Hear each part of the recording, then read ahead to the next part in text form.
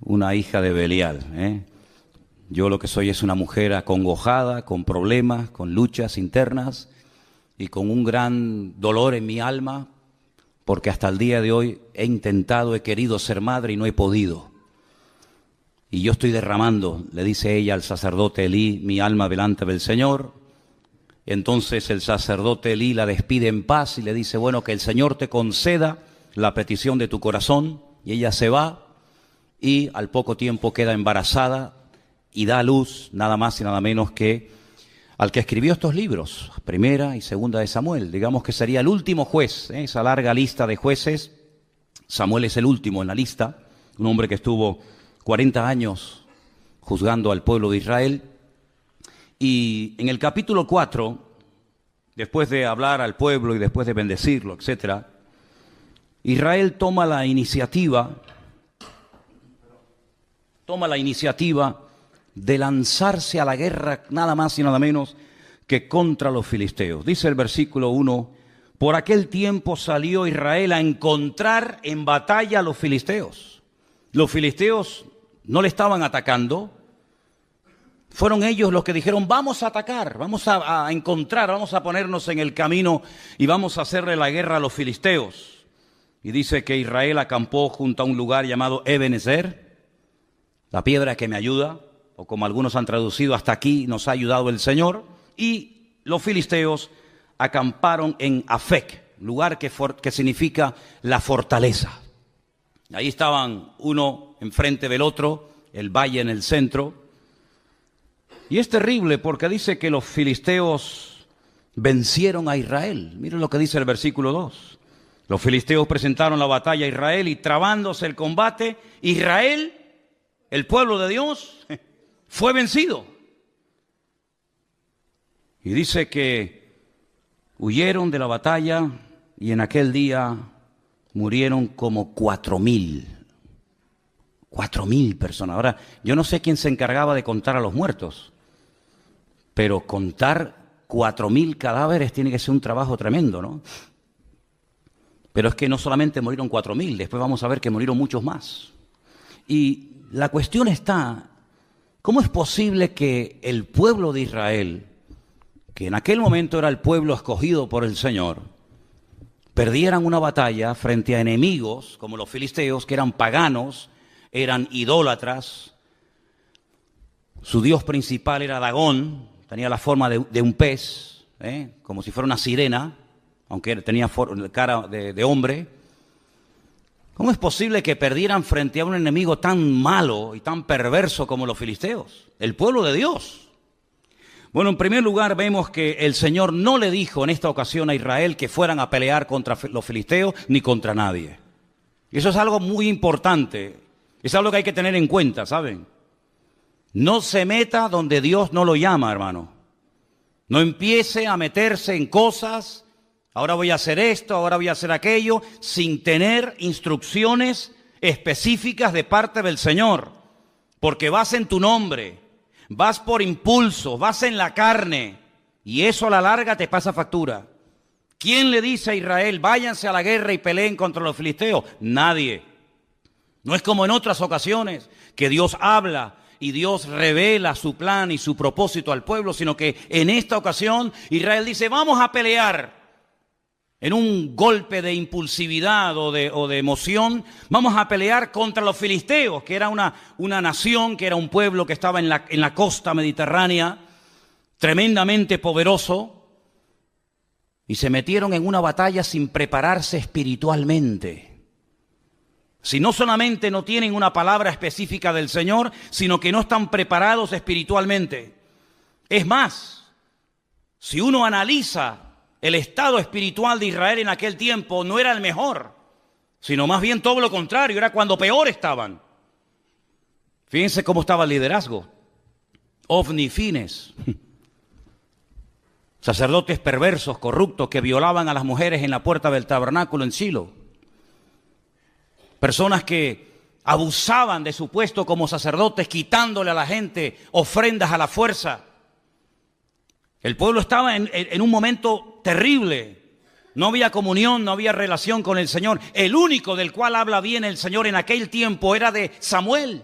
Pero del pueblo, el pueblo estaba fatal.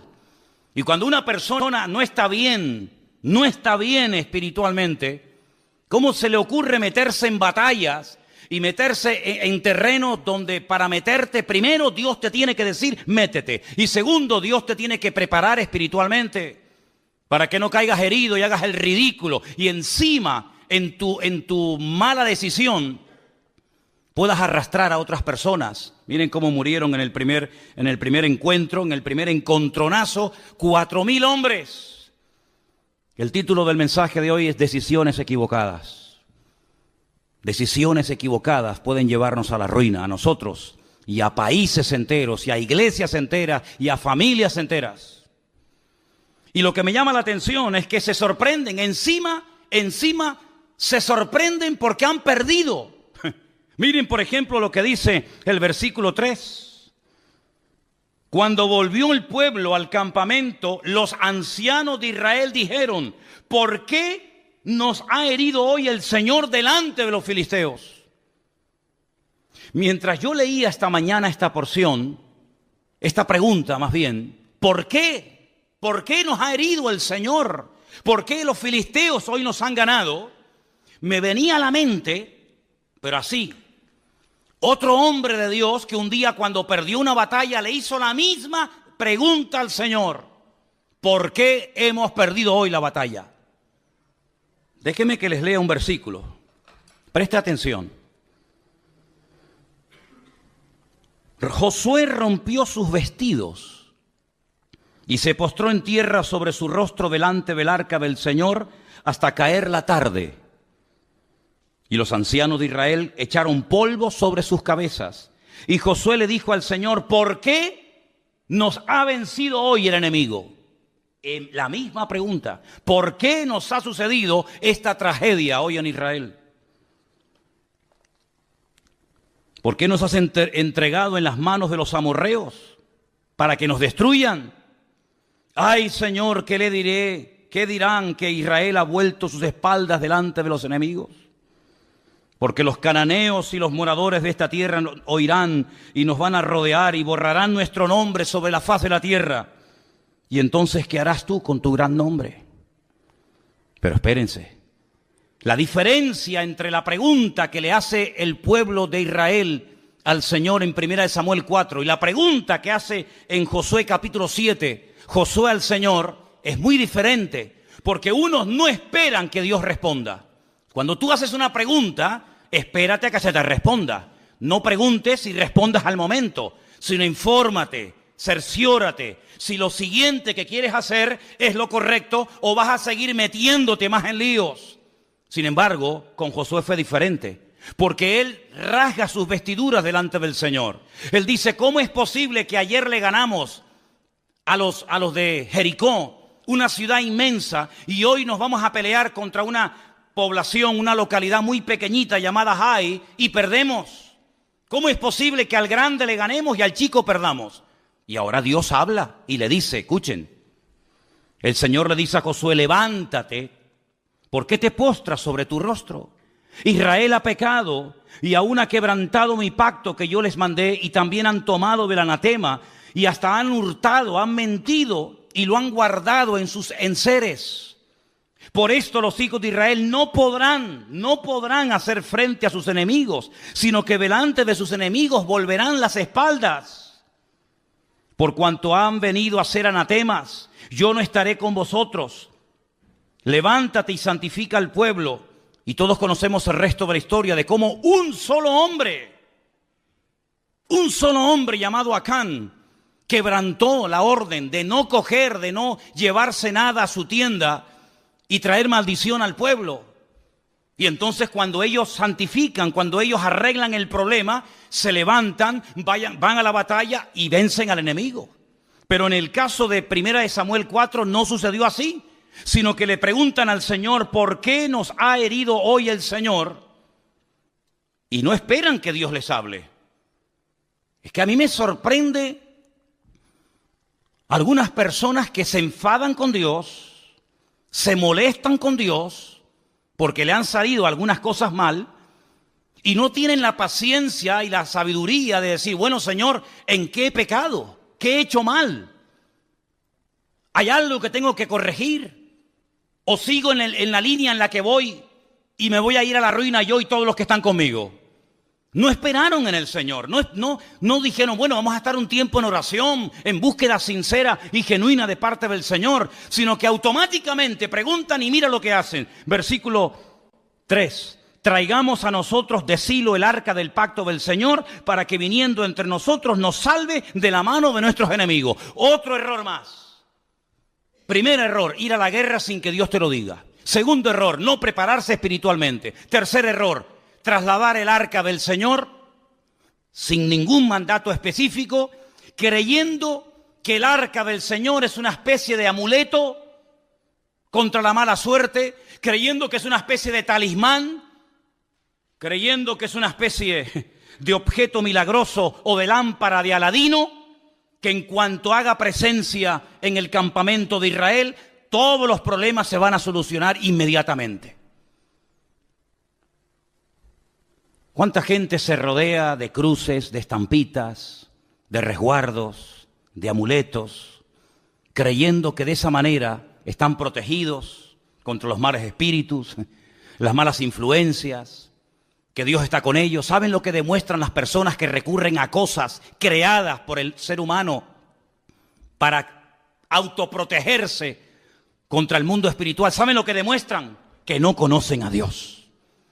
Porque si conocieran a Dios, sabrían perfectamente que Dios no necesita de nada ni de nadie para proteger tu vida y pelear tus batallas.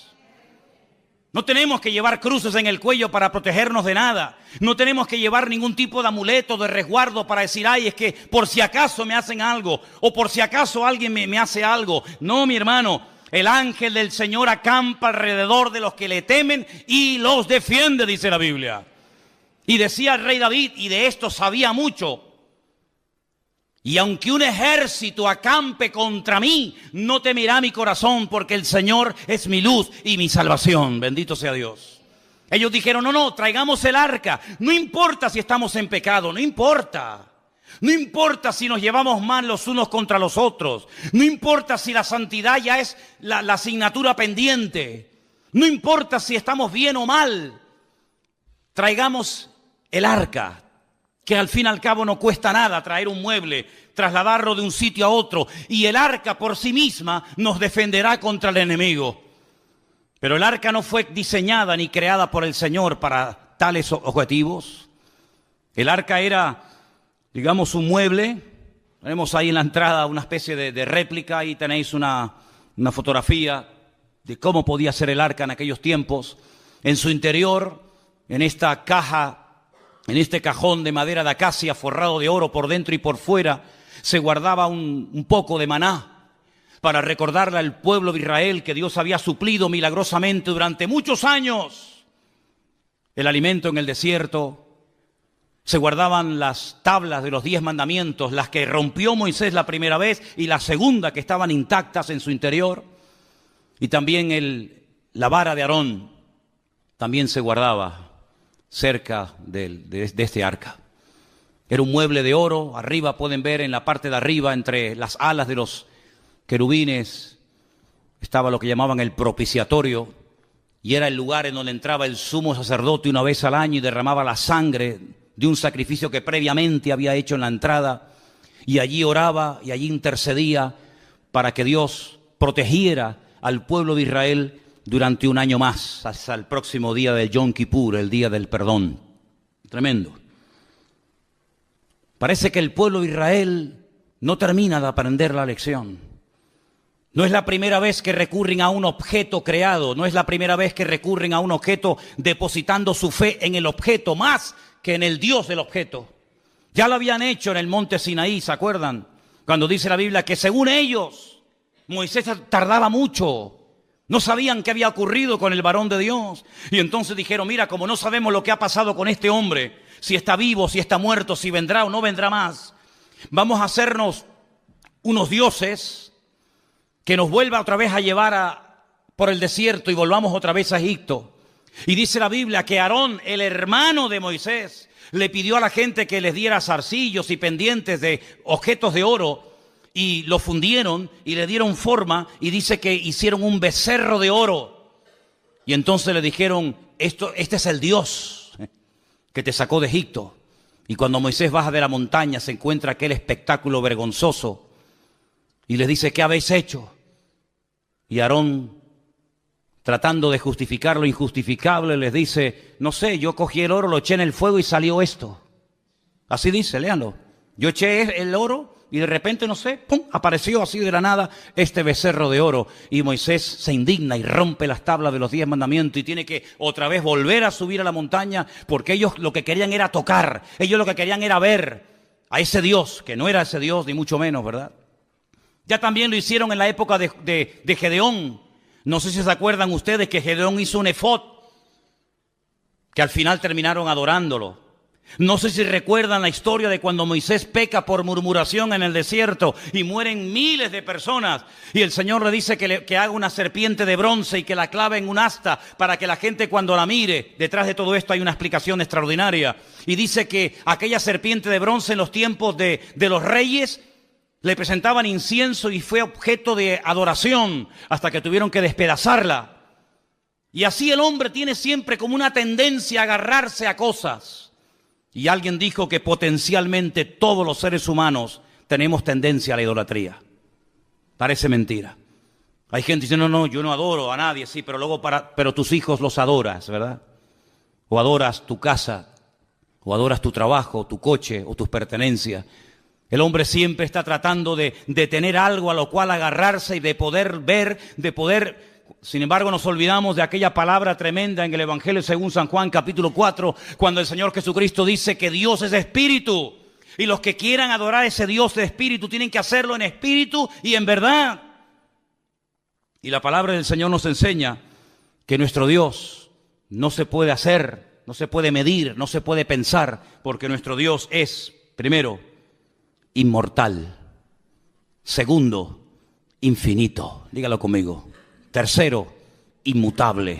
Cuarto, inalterable. Quinto, incomparable. Sexto, inigualable. Séptimo, inescrutable. Y así podríamos estar toda la noche enumerando características de nuestro Dios. Y nuestro Dios prohíbe que se le hagan a Él figuras de oro, de plata, de piedra, de bronce o de lo que sea, sino que al Señor tu Dios adorarás y a Él solo servirás, sin darle ningún tipo de forma, sin darle ningún tipo de medida, sino que nuestro Dios es espíritu y por eso Él ha puesto su espíritu en nosotros para que podamos comunicarnos con Él por la fe y no por vista. ¿Cuántos dicen amén? Pero Israel cayó en la torpeza de creer que porque venía el arca al campamento, lo cual trajo aparentemente mucho júbilo y mucho grito, pero solamente fue eso. Mucho grito, nada más. Hay algunas iglesias que a veces dicen, demos un grito de júbilo. Y después del grito de júbilo, ¿qué queda? Porque aquí gritaron, y dice que gritaron tanto que el enemigo se asustó. Y dice que gritaron de tal manera y con tal volumen que dice que la tierra tembló. Pero no hubo cambios en el mundo espiritual, era todo emoción. Es como cuando dice la Biblia que aquellos huesos comenzaron a unirse el uno al otro y lo único que había era ruido, mucho jaleo, pero no había espíritu, no había presencia divina en lo que estaba ocurriendo en aquel lugar. Y en todas nuestras acciones, en todo lo que hagamos, pensemos o planeemos, no solamente tenemos que buscar la expectativa, el ruido, la apariencia, sino tener el aval y el respaldo divino de que Dios está detrás de la obra o de la palabra o de la acción que estoy haciendo. ¿Cuántos dicen amén?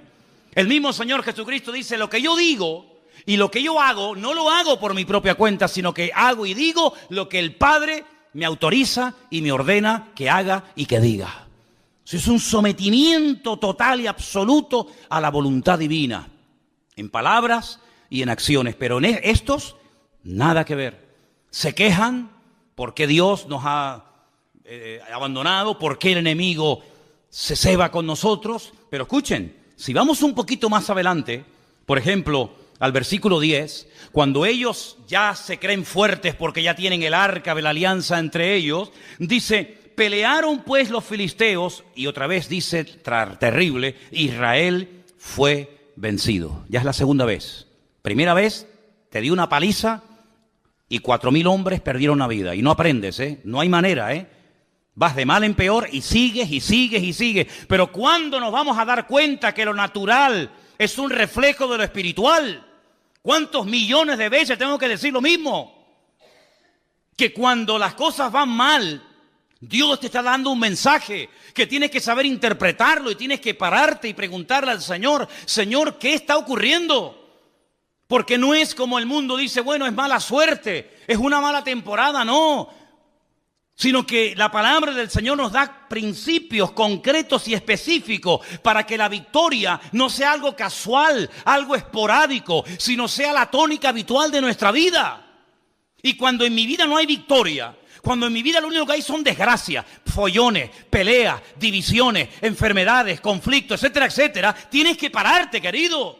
Y tienes que preguntarle a tu Dios, que dicho sea de paso, es un Dios de amor, que quiere lo mejor para sus hijos. Señor, ¿qué estoy haciendo mal? No como esto que le decían: ¿por qué nos has abandonado? No, el problema no está que Dios les ha abandonado. El problema es que ustedes han abandonado a Dios.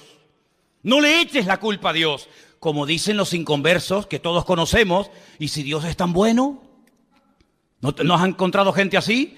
Bueno, si Dios es tan bueno, ¿por qué se mueren los niños de hambre? ¿Y por qué hay guerras por aquí? Como si Dios fuera el culpable de todo eso.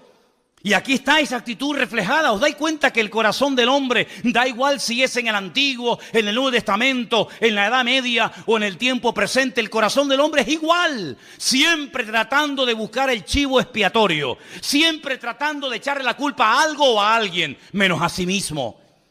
Claro, hemos perdido la guerra porque nos has abandonado. La culpa la tienes tú. Porque yo fui a la guerra, yo afilé mi espada, yo me fui con mi coraza, con mi yelmo, con mi jabalina, me fui preparado, pero tú no me apoyas, tú no estás conmigo, tú no me respaldas y por eso las cosas me van mal en la vida. No caigas en ese error. Los que hablan así son los que no conocen a Dios.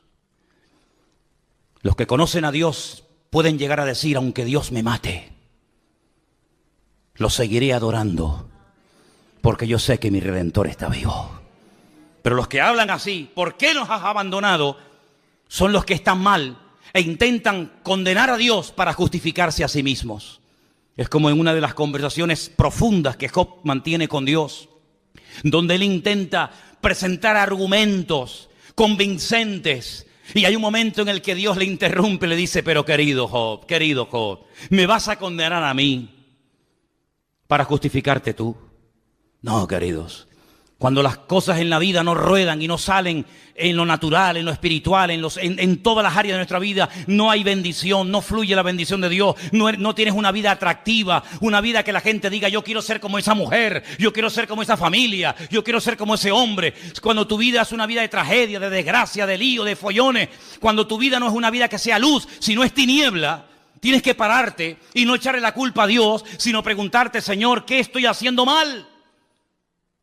Y el Señor te va a hablar, como le habló Josué, ¿visteis? Y le dijo: no, es que el problema es que hay pecado y Dios no se puede mover y su gloria queda detenida cuando hay pecado y desorden en el pueblo. A mí me sorprende que siga lloviendo.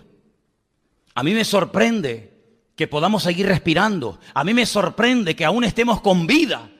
Y no es por nuestros méritos, sino es por la misericordia y por la gracia de nuestro Dios, ni más ni menos. ¿Estamos de acuerdo, hermanos? Vuelven a pelear y miren lo que pasa. No han aprendido. Hermanos, si no aprendemos de la historia, la volveremos a repetir. Así dijo David Ben-Gurión, primer presidente de Israel: si no aprendemos de la historia, volveremos a repetir los mismos errores. Y me da la impresión de que hay muchos líderes políticos a nivel mundial que no han aprendido de la historia y que vuelven otra vez a repetir la historia y los mismos errores, y aún peor que en el pasado. Pelearon los filisteos, Israel fue vencido, huyeron cada cual a sus tiendas y fue hecha muy grande mortandad, pues cayeron de Israel 30.000 hombres de a pie. Primeramente habían caído 4.000.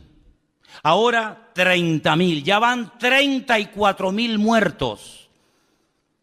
Pero cuando tú abres una brecha al pecado, el pecado siempre va más, es como un cáncer. El cáncer no va menos. El cáncer cada vez va más, amigo. Y si empezó de una forma muy sencillita y ahí prácticamente inapreciable, como no se actúe inmediatamente, eso se va a extender y cuando quieras meterle mano es demasiado tarde. No solamente ya han muerto 34.000 hombres, pero 34.000 hombres significa, no digo todos, pero muchos tendrían hijos. ¿Cuántos miles de niños quedaron en aquel tiempo huérfanos por una mala decisión? ¿Cuántas viudas? Porque la mayoría de estos hombres que iban a la guerra eran mayores de 20 años. De hecho, si no tenían 20 años o más, no podían ir a la guerra. Y a esas edades, la mayoría de los hombres ya estaban casados. Es decir, que no solamente quedaron miles de niños huérfanos, sino miles de mujeres quedaron viudas por una mala decisión. Pero no solamente fue eso, sino dice que en aquel segundo encuentro de Israel contra los filisteos, los dos hijos del sacerdote Elí murieron, Ofni y Fines. Versículo 17. El mensajero dijo: Israel huyó delante de los filisteos, y también fue hecha gran mortandad en el pueblo, y también tus dos hijos, Ofni y Fines, fueron muertos, y el arca de Dios ha sido tomada. Ya están muriendo hijos por culpa de los padres. Ya no solamente son los padres los que mueren, también son hijos los que están muriendo por las malas decisiones de los padres. Jesús dijo en una ocasión una palabra tremenda, que a veces se cita así muy a la ligera y no nos paramos a pensar en la profundidad que contiene la misma. Él dijo: los tropiezos, no os engañéis, siempre vendrán. Es como cuando dijo: los pobres siempre estarán en el mundo. Cuando queráis podéis ayudar a los pobres. Siglo XIX, siglo XX, siempre habrá pobres, siempre habrá miseria, siempre habrá desigualdades, ¿verdad? Ricos, pobres, los que estén bien, los que estén abajo. Y él dijo: tropiezos, problemas y dificultades siempre vendrán, pero ay de aquel que me haga tropezar a uno de mis hijos y a uno de mis pequeños. Porque mejor le fuera haberse atado una piedra de molino al cuello y echarse a la mar que haber hecho tropezar a uno de estos pequeños. Si te quieres reventar y hacer lo que te da la gana, hazlo, allá tú, con tu conciencia y con tu Dios. Pero ten cuidado que en tu locura arrastres a tus hijos y el día de mañana te pese en el alma y en el corazón haberlos tenido del tingo al tango, ahora aquí, mañana allá, y al final ni comes ni dejas comer a tus hijos. Ten mucho cuidado, porque por la locura de esta gente, no solamente niños quedaron viudos, no solamente huérfanos, no solamente mujeres quedaron viudas, sino que ahora también están comenzando a morir hijos. Y es terrible cuando a veces por nuestras decisiones equivocadas, vuelvo a decir, decisiones equivocadas, título del mensaje de hoy, hacemos tropezar a otras personas que nos siguen, pero no porque te apoyen, sino porque no les queda otro remedio. Pero no te olvides que el que te siga a la fuerza algún día te abandonará, porque los que nos tienen que seguir a nosotros no es por la fuerza, no es por la presión, sino es por la convicción. También seguían a Saúl, pero dice que le seguían temblando de miedo. Pero sin embargo dice que había muchos que seguían a David desarmado, pero porque tenían una confianza tremenda en su líder, porque sabían que era el hombre más cerca del corazón de Dios. ¿Te das cuenta? 34.000 muertos. Miles de niños huérfanos, miles de viudas solas, los hijos del sacerdote muertos, pero hay más todavía, hay más todavía, porque no doblan su corazón delante de Dios, porque no se humillan, y cuando no se humilla el pueblo, cuando no pide perdón, el diablo se ceba y el diablo va por todas y ahora les roba el utensilio más sagrado en toda la historia del pueblo de Israel, el arca del pacto. El Aarón Berit, el arca del pacto. Esa palabra pacto en hebreo es Berit, es una palabra sagrada, es una palabra que tiene una connotación espectacular, porque un pacto no es un contrato. Un contrato se quiebra, se rompe cuando uno de los dos no cumple las condiciones. Pero los pactos que Dios ha hecho no se quiebran, los pactos de Dios son eternos. Y ellos traen ese mueble que es el símbolo, es la representación física, tangible y visible de un pacto que un Dios eterno ha hecho con un pueblo que le está siendo infiel. Y lo que recurren es al tipo, al símbolo, en vez de al Dios del pacto. Qué tremendo cuando aquella mujer llamada Helena se dedicó a ir por Tierra Santa, sobre todo por Jerusalén, buscando reliquias. Era la madre de Constantino, supuestamente el primer emperador romano convertido o que reconoció y emitió el cristianismo como la religión oficial del Imperio Romano. Y fue a Jerusalén y comenzó a buscar el lugar donde Cristo había muerto. Y fue a Jerusalén buscando la túnica que le habían quitado los romanos cuando estaba clavado en la cruz. Y fue a Jerusalén tratando de encontrar astillas de aquella cruz y los clavos y las espinas y la sandalia y esto y aquello. Y ahí comenzó todo un negocio y toda una parafernalia litúrgica y religiosa acerca de cosas, ¿verdad? Y la gente hasta el día de hoy adora y se agarra y se aferra a cosas, al fin y al cabo creadas por el ser humano. Y cuando vamos a Israel yo le digo a la gente, ¿y qué más da? ¿Qué más da si sobre esa piedra el Señor se inclinó, se sentó o lloró? ¿Qué más da? No deja de ser una piedra, no adoremos las cosas, adoremos al que vive por los siglos de los siglos, amén. Sin embargo, el hombre, como dije antes, tiene una tendencia brutal a la idolatría. Y si no tiene nada o a nadie a quien adorar, recurre a la peor de todas las idolatrías, que es la egolatría, que es adorarme a mí mismo y decir yo soy el dueño, yo soy el Dios. Y encima le digo al verdadero Dios, tú no existes, el que existe soy yo. Esa es la peor de las idolatrías. Y esto es lo que le pasó al pueblo de Israel, un pueblo que tenía que ser cabeza, y se convirtió en la cola y en el hazmerreír de los filisteos en aquella época. Quiero que volvamos a ver esa imagen donde veíamos el territorio que ocupaban los filisteos en aquella época. Esa franja mediterránea larga, de más de 50 kilómetros de largo, en color rojo. Era el territorio que en aquellos tiempos ocupaban los filisteos. Los filisteos no eran originarios de allí. No.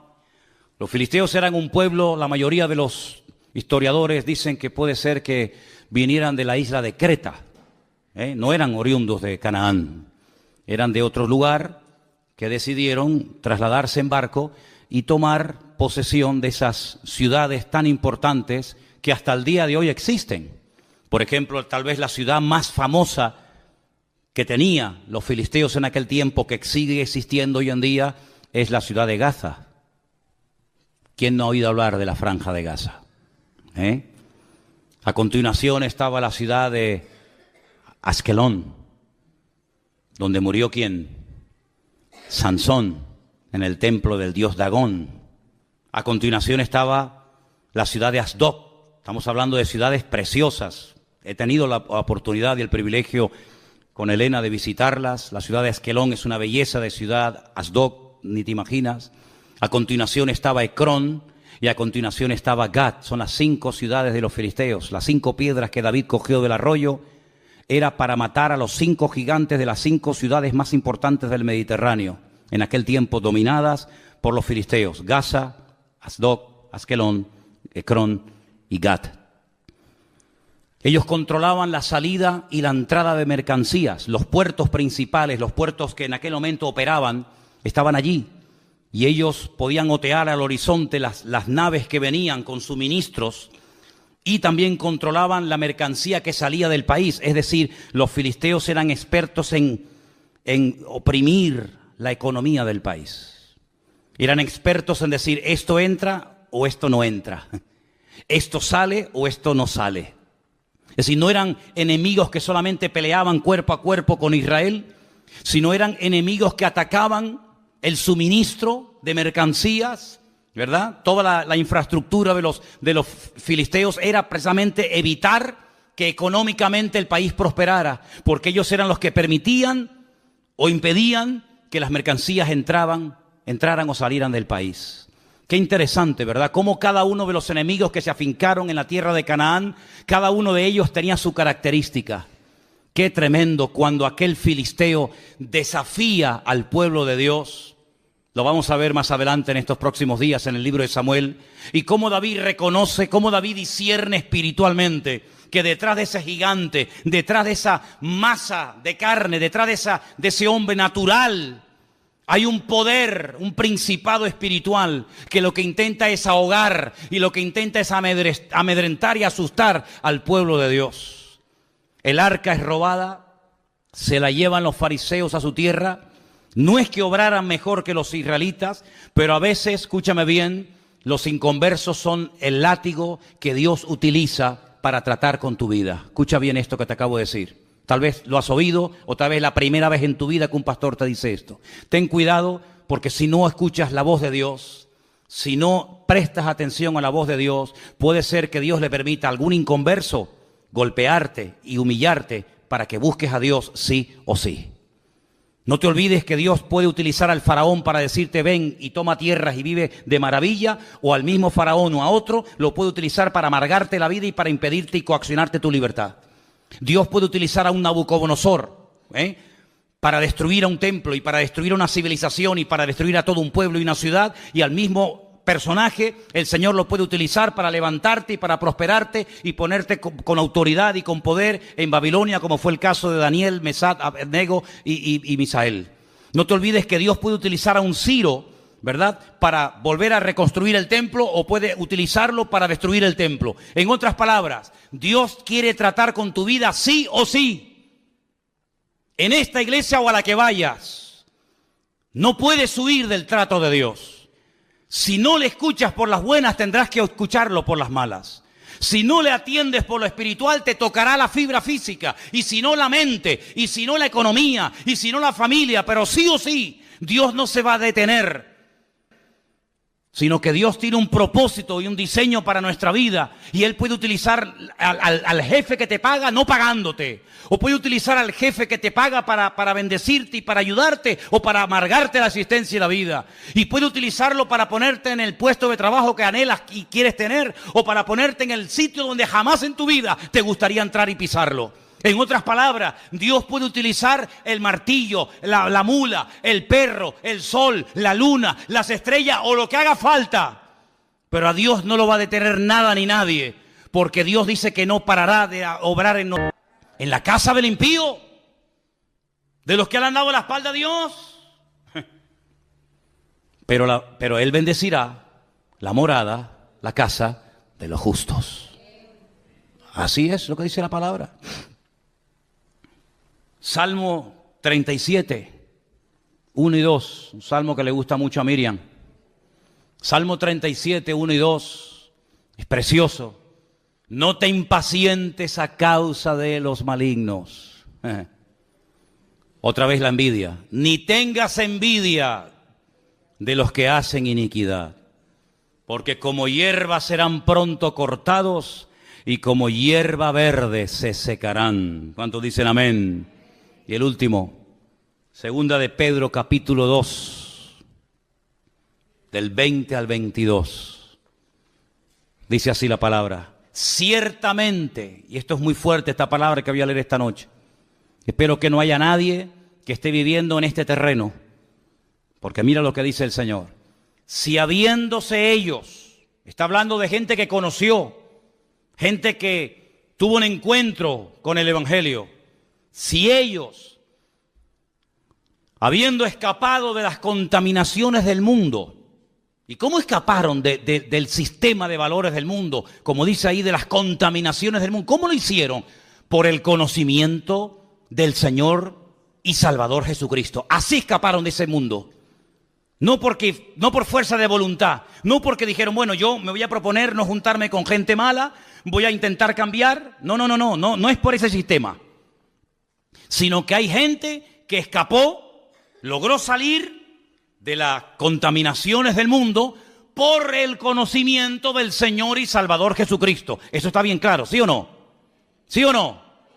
Dice, enredándose otra vez en ellas, son vencidos, claro. su postrer estado viene a ser peor que el primero. Porque mejor les hubiera sido no haber conocido el camino de justicia, haber conocido el camino de justicia, que después de haberle conocido, volverse atrás del santo mandamiento que les fue dado. Pero les ha acontecido lo del verdadero proverbio, que el perro vuelve al vómito y la puerca lavada a revolcarse en el cieno. Ay, amigo, más claro agua, ¿eh? Aunque usted no lea esto en hebreo, ni en arameo, ni en griego, usted lo entiende perfectamente. Yo tengo que decir como pastor, y me gustaría decir todo lo contrario, pero mentiría si lo hiciera, que nunca he conocido a nadie que se haya apartado de los caminos del Señor, que su vida haya sido una maravilla. Si así fuera, más de uno se vería tentado a decir, oye, separándome del Señor, vivo mejor. Pero es que no hay ni la más mínima tentación en los que hemos nacido de nuevo. No tenemos ni la más mínima tentación de separarnos, de dejar a Dios, de darle las espaldas. ¿Saben por qué? Porque no hay ni una sola persona, se llame quien se llame y viva donde viva, que habiendo conocido al Evangelio y al Señor, apartándose de Él, la vida de fuera mejor.